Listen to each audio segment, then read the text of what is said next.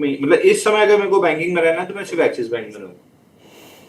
चलिए अगला सवाल लेते हैं। अगला सवाल आशु का है। आशु पूछते हैं एफएल के दूसरा बारे है Kotak bank. Kotak bank bottom fishing करना है तो कोटक बैंक कर सकते हैं। आज में। की रैली एक्सिस और कोटक के वजह से आ रही है। प्रोबेबली कोटक यहाँ से 394 रुपीज तक जाते हुए दिख रहा है, नहीं अभी भी 8-9 रुपए तो आपको आज से कल में ही मिल सकता है।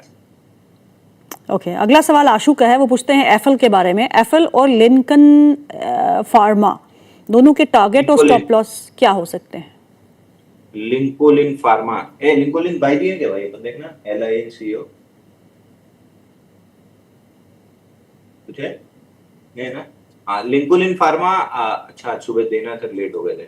लिंकोलिन फार्मा में 4 दिन की टाइट रेंज से ब्रेकआउट आया है और बेहतरीन चीज है, इसका वीकली चार्ट खोल के देखिए।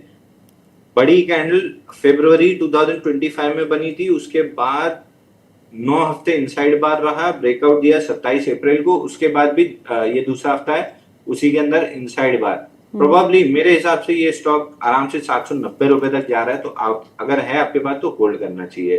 दूसरा एफएल में ब्रेकआउट आया है, जिसको हम कहते हैं बाउंस बैक, तो लोअर एंड पे राउंडिंग बॉटम बना के बाउंस बैक कर रहा है। ऊपर में 1700 का पहला टारगेट जो आज टेस्ट हुआ है, अब जब 1700 निकालेगा तो 1830 रुपए तक जा सकता है। ये एफएल की बात हुई, राइट? जी। अगला सवाल जो है वो यूसुफ का है। यूसुफ सिद्दीकी पूछते हैं मान इंडस्ट्रीज या मैन इंडस्ट्रीज 530 के भाव पे लिया है, what should I do? It is showing some weekly flag. Not exactly flag, but हाँ बेस ऑन बेस पैटर्न है। वीकली चार्ट पे अगर आप देखेंगे तो 114 हफ्ते का बेस ब्रेकआउट आया था, उसके बाद से चौथा हफ्ता है जहाँ टाइटनेस है, तो it is not exactly flag, ये टाइटनेस है और ये प्रोबेबली अभी कंटिन्यू रहेगी क्योंकि 20 डे मूविंग एवरेज आज कैचअप हुआ है। आई बिलीव ये 50 डे मूविंग एवरेज कैचअप करके चलेगा या रीटेस्ट करने 465 तक आएगा। तो अभी दोनों केस में बाइंग नहीं बन रहा है, या तो रीटेस्ट कंप्लीट कर ले या फिर अपना ये 50 डे मूविंग एवरेज कैचअप कर ले, तब बाइंग बनेगा। तो वॉच लिस्ट में जरूर बनाए रखिए। ओके सनी राठौर का सवाल है। वो पूछते हैं SW सोलार में बाइंग प्राइस क्या होना चाहिए? SW सोलार में अगेन बाइंग किस लिए करना है? लॉन्ग टर्म करना है तो अभी अप ट्रेंडिंग नहीं है, काउंटर डाउन ट्रेंडिंग है, बहुत समय लगेगा बेस बना के चलने में। शॉर्ट टर्म ट्रेड करना है तो 223 के ऊपर 260 तक के लिए बाई कर सकते हैं।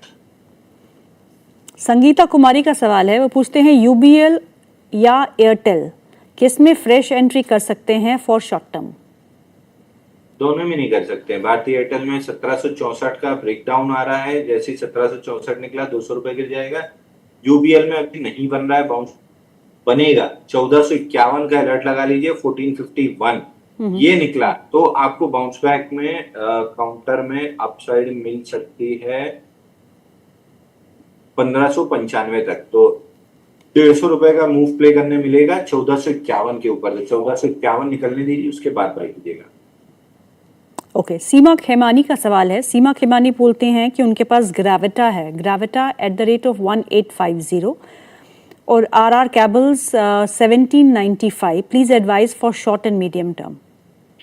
RR केबल तो 2000 का टारगेट था, 2000 पूरा हो गया है। अभी हम प्रॉफिट बुक की सजेशन दे रहे हैं। ऑलमोस्ट 1980 का हाई बना है, कल हाई बना था 1984, आज 1980 ऑलमोस्ट डन है। तो एक मिनट, हेलो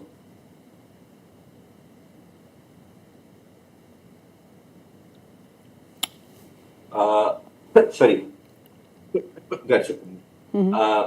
RR केबल में 2000 का टारगेट कंप्लीट हो गया है। अभी मैं मूविंग एवरेज कैचअप का वेट कर रहा हूँ। मूविंग एवरेज कैचअप होने के बाद 2200 रुपए तक के लिए दोबारा प्ले करूंगा। तो अगर है आप मतलब 3-4 महीना 5 महीना समय है और ये कंसोलिडेशन आप झेल सकते हैं, मैं नहीं झेल पाता हूँ, तो मैं प्रॉफिट बुकिंग की सलाह देके वापस से जब टाइट रेंज और मूविंग एवरेज कैचअप हो जाएगा 2200 के लिए बाई दूंगा। तो अभी मैं प्रॉफिट बुक करा रहा हूँ, बट अगर आप ये कंसोलिडेशन झेल लेते हैं तो फिर बहुत बेहतरीन है, 2200 रुपए निकल जाएगा।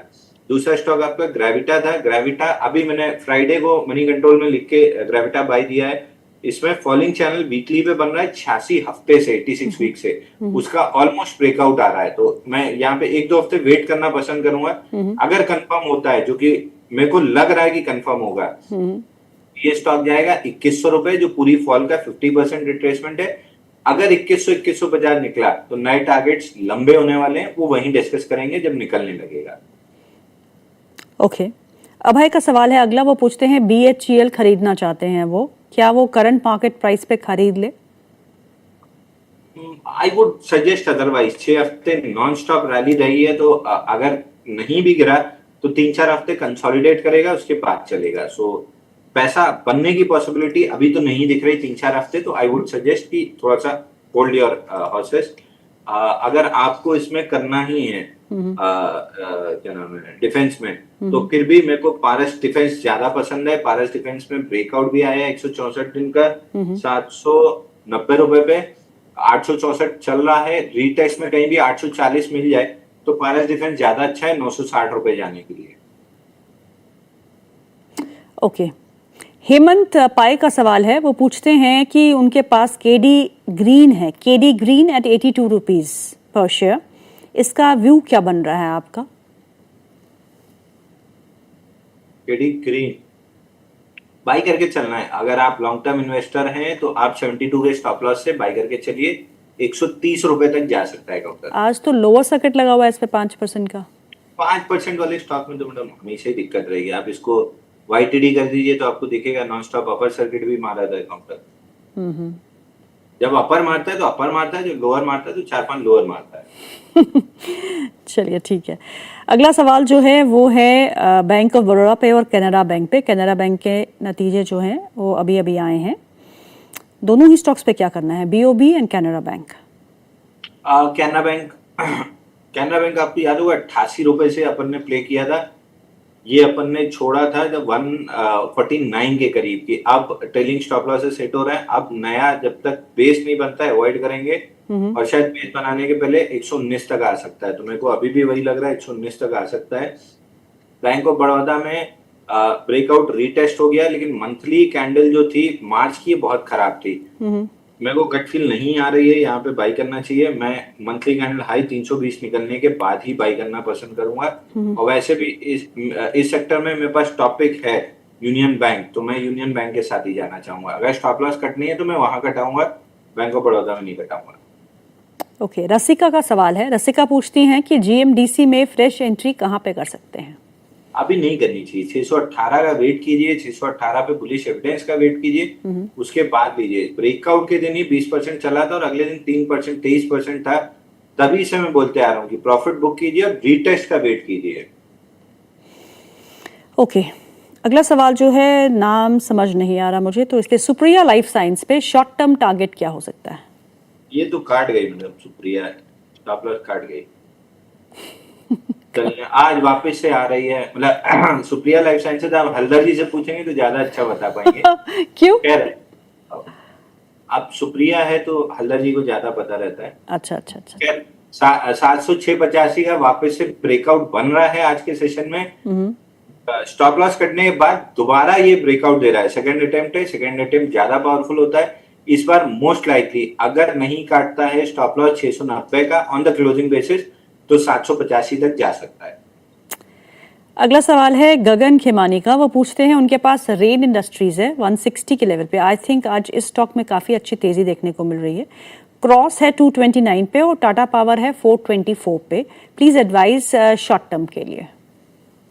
रेन, क्रॉस और तीसरा कौन सा था? टाटा पावर। टाटा पावर तो देखिए ट्रेडिंग के लिए कोई मतलब ही नहीं है टाटा पावर डिस्कशन करने का। इन्वेस्टिंग के लिए डिप पे आज 20 डे मूविंग एवरेज कैचअप हुआ है, but I am not satisfied.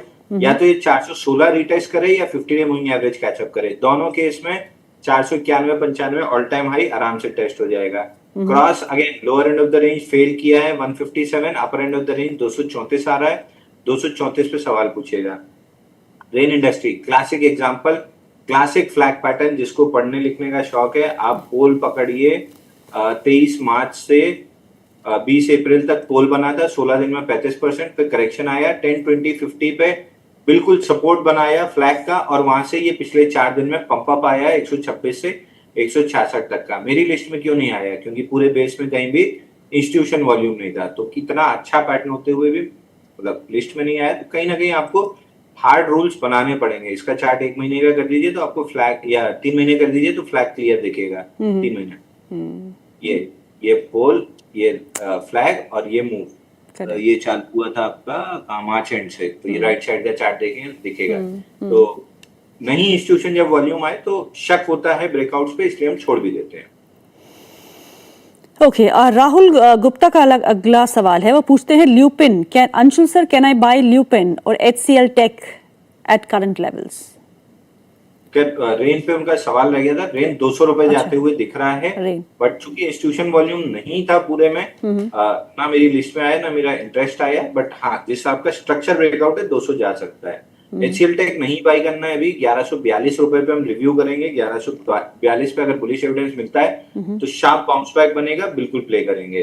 Lupin weekly chart पे हमने डिस्कस भी किया था कि 2388 टारगेट आ चुका है, 2088 पे बाई दिया था, 2388 all time high target test करने के बाद वीकली चार्ट पे शूटिंग स्टार बना है, तो उसी की प्रॉफिट बुकिंग आ रही है, प्रोबेबली 2140 तक आ सकती है। नेक्स्ट राउंड में जब 2385 का ब्रेकआउट 88 का ब्रेकआउट देगा तो ये स्टॉक 3000 तक जाएगा। तो अभी लूपिन बाई नहीं करना है।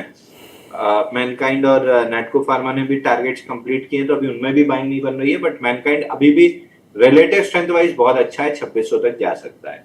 ओके, बिंदेश यादव का सवाल है, वो पूछते हैं कि क्या मैं पार्शियल प्रॉफिट बुकिंग करूं अडानी ग्रीन में and what will be the targets? Adani Green में कर सकते हैं partial profit. I would not suggest buy sell stop loss target. Adani Green में 1447 ये एक रेजिस्टेंस जोन है, और यही मेरा दूसरा टारगेट भी था, जहां मैं पूरी तरीके से प्रॉफिट बुक करके एक बार एग्जिट करूंगा, और मतलब हर तरह की पोजीशन को एग्जिट कर लूंगा, कॉल पुट और फ्यूचर और डिलीवरी जो भी मैं करता रहता हूँ। ये लेवल है जहां पे मैं पूरी पोजीशन एक बार छोड़ूंगा और फिर पुल बैक का वेट करूंगा। तो अभी ऑलमोस्ट उस लेवल पे पहुंच रहा है। ATR एक्सटेंशन भी 10.2 का है। 1447 पे मैं पूरी पोजीशन एग्जिट करके फिर पुल बैक का वेट करूंगा। तो ये एक रेजिस्टेंस है, नो स्टॉप लॉस टारगेट या बाई सेल एडवाइस। अगला सवाल है निक्स की तरफ से। निक्स पूछते हैं कि IOC 147 पे है उनके पास। आई थिंक ये सवाल बहुत बार पूछ चुके हैं, जवाब भी बहुत बार पा चुके हैं, चलिए एक बार फिर पूछ लेती हूँ। PPL pharma 160, bank of India 150, क्या करूं? Should I average? Bank India तो होल्ड करना चाहिए, बैंक इंडिया में कोई दिक्कत नहीं है, एवरेजिंग अभी बन नहीं रही है। PPL फार्मा 144 से 195 का टारगेट कंप्लीट हो गया, सेकंड डे इनसाइड बार है, और 2-4 दिन अगर इनसाइड बार बनाता है तो 195 तोड़ने के लिए रेडी हो जाएगा। 220-240 अगला टारगेट खुलेगा। और IOC क्रूड में मैं एक्सपेक्ट कर रहा हूँ कि 105 तक आएगा, लेकिन वो यहीं फेल करने लगा है। अगर यहीं से फेलियर हो जाता है तो यहीं से IOC, HPCL, BPCL चलने लगेंगे। 105 जाता है तो आपको डिप में खरीदने का मौका मिलेगा। दोनों केस में आपको यहाँ पे लेके छोड़ना चाहिए, एक आध साल में बहुत बेहतरीन पैसा बनेगा। ओके, नरसिलम जी का सवाल है, वो पूछते हैं हिंदुस्तान कॉपर, हिंदुस्तान जिंक में क्या डिप्स पे फ्रेश बाइंग कर सकते हैं?